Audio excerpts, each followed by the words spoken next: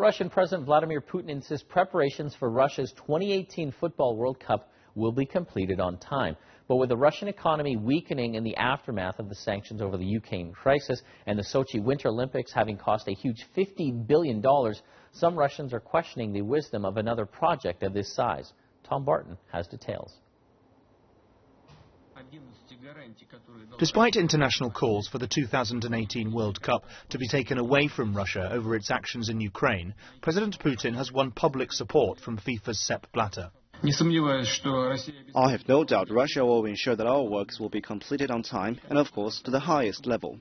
We already have a good experience of holding the largest sports competitions, such as the Winter Olympics in Sochi. Sochi was only supposed to cost $10 billion, but ended up costing $50 billion, the most expensive Olympics in history. The 90,000-seat Luzhniki Stadium, expected to host the 2018 World Cup final, undergoing a $540 million renovation. The total cost for this project estimated at $20 billion.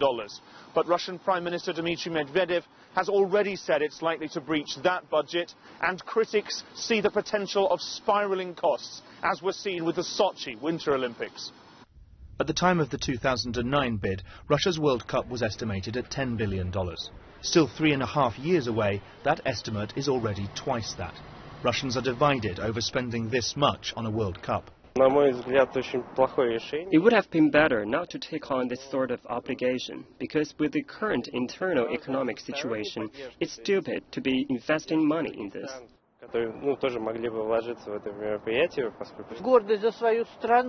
To be proud of your country, to show the kids what sort of country they live in, so they do sport after we need to. All good things require big money.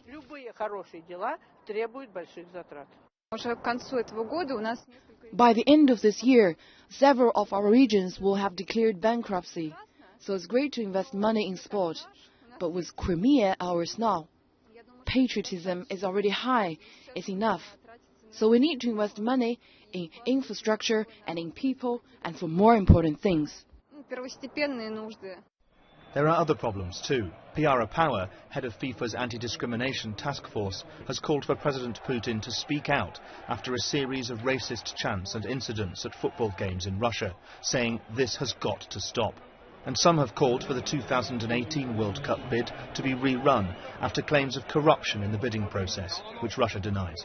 Tom Barton, CCTV, Moscow.